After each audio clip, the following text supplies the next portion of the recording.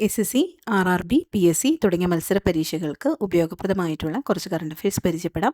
ഇന്ന് നമ്മൾ നോക്കാൻ പോകുന്നത് ജൂലൈ 5-ാം തീയതിയിലെ കറണ്ട് അഫയേഴ്സ് ആണ്. അന്താരാഷ്ട്ര ക്രിക്കറ്റിൽ അരങ്ങേറുന്ന ഏറ്റവും പ്രായം കുറഞ്ഞ ഇന്ത്യൻ താരം വൈഭവ് സൂര്യവംശി. 15 വയസ്സും 99 ദിവസവും പ്രായമുള്ളപ്പോഴാണ് വൈഭവ് ഈ നേട്ടം കൈവരിച്ചത്. 1989-ൽ 16 വയസ്സും 205 ദിവസവും പ്രായമുള്ളപ്പോൾ അരങ്ങേറ്റം കുറിച്ച് സച്ചിൻ തെണ്ടുൽക്കറുടെ റെക്കോർഡാണ് വൈഭവ് മറികടന്നത്. അന്താരാഷ്ട്ര ക്രിക്കറ്റിൽ അരങ്ങേറ്റം കുറിക്കുന്ന പ്രായം കുറഞ്ഞ ലോകത്തിലെ രണ്ടാമത്തെ താരമാണ് വൈഭവ്. 1-ാം സ്ഥാനത്തുള്ള താരം പാകിസ്ഥാന്റെ ഹസൻ റാസ. 2026 ജൂലൈയിൽ പ്രധാനമന്ത്രി നരേന്ദ്രമോദി നടത്തുന്ന ത്രിരാഷ്ട്ര സന്ദർശനത്തിൽ ഉൾപ്പെടുന്ന രാജ്യങ്ങൾ ഇന്തോനേഷ്യ, ഓസ്ട്രേലിയ, ന്യൂസിലൻഡ്. കഴിഞ്ഞ 4 പതിറ്റാണ്ടിനിടയിൽ ഒരു ഇന്ത്യൻ പ്രധാനമന്ത്രി ന്യൂസിലൻഡിലേക്ക് നടത്തുന്ന ആദ്യത്തെ ഔദ്യോഗിക സന്ദർശനമാണിത്. ഇന്തോനേഷ്യൻ സന്ദർശന വേളയിൽ യോഗാകർത്തയിലെ പ്രശസ്തമായ യുനെസ്കോ ലോക പൈതൃക കേന്ദ്രമായ പ്രംബനൻ ക്ഷേത്രം പ്രധാനമന്ത്രി സന്ദർശിക്കും. Indonesian president Prabowo Subianto, Australian പ്രധാനമന്ത്രി Anthony Albanese, Australian governor general Sam Mostyn AC, New Zealand പ്രധാനമന്ത്രി ലക്സൺ. സുപ്രീം കോടതി ലീഗൽ സർവീസസ് കമ്മിറ്റി ചെയർപേഴ്സണായി നിയമനം ലഭിച്ചത് justice BV Nagarathna. Justice JK Maheshwari വിരമിച്ചതിനെ തുടർന്നുണ്ടായ ഒഴിവിലാണിത്.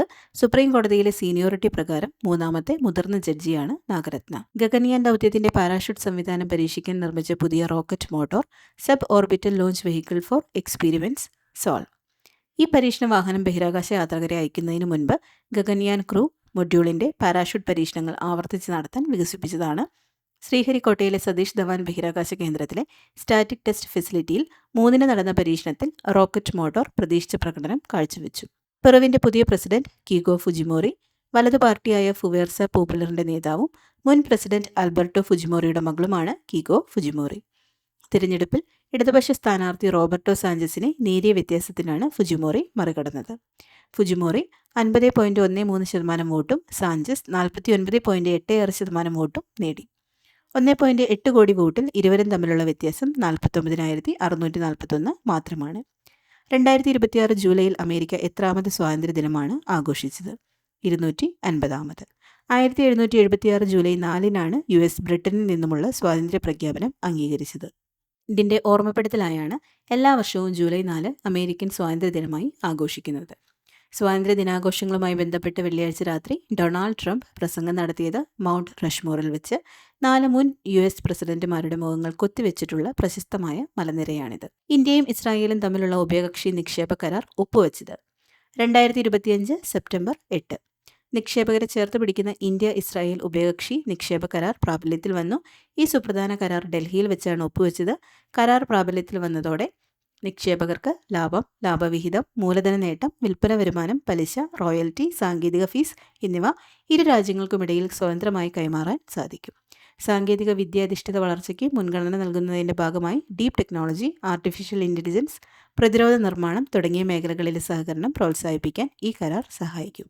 ജനസംഘം സ്ഥാപകൻ ഡോക്ടർ ശ്യാമപ്രസാദ് മുഖർജിയുടെ എത്രാമത് ജന്മവാർഷികമാണ് ജൂലൈ 6-ന് ആഘോഷിക്കുന്നത്? 125. ജവഹർലാൽ നെഹ്റു മന്ത്രിസഭയിൽ വ്യവസായ വിതരണ വകുപ്പ് മന്ത്രിയായിരുന്നു. ഭരണഘടനയുടെ ആർട്ടിക്കിൾ 370-നെ ദേശീയ ഐക്യത്തിന് ഒരു ഭീഷണിയായി കണക്കാക്കിയ ശ്യാമപ്രസാദ് മുഖർജി അതിനെ ശക്തമായി എതിർത്തിരുന്നു. ഭാരതീയ ജനസംഘത്തിന്റെ ലക്ഷ്യങ്ങളിലൊന്നായിരുന്ന ആർട്ടിക്കിൾ 370 റദ്ദാക്കുന്നതിനായി പാർലമെന്റിനകത്തും പുറത്തും അദ്ദേഹം പോരാടി. പാർലമെന്റിന്റെ വർഷകാല സമ്മേളനം നടത്താൻ തീരുമാനിച്ചിരിക്കുന്നത് എന്ന് 20 മുതൽ ഓഗസ്റ്റ് 13 വരെ. ഇതിന് രാഷ്ട്രപതി ദ്രൗപദി മുർമു അനുമതി നൽകി.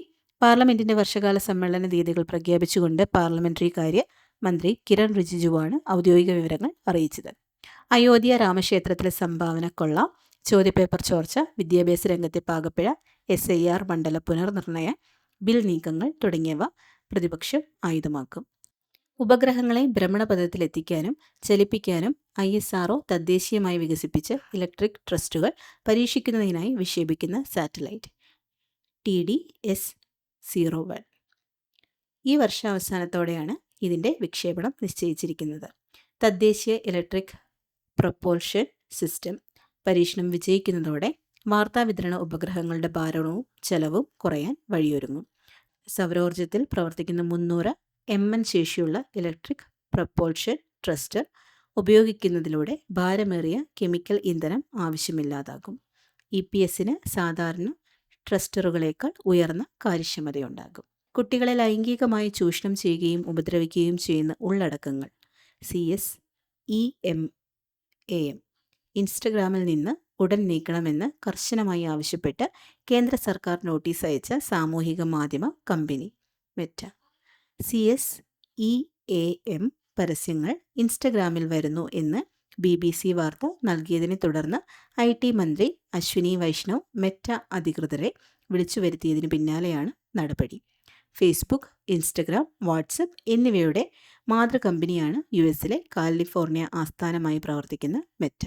ഇതുപോലുള്ള കറണ്ട് അഫയേഴ്സിനായി ചാനൽ ഫോളോ ചെയ്യുക. Thank you.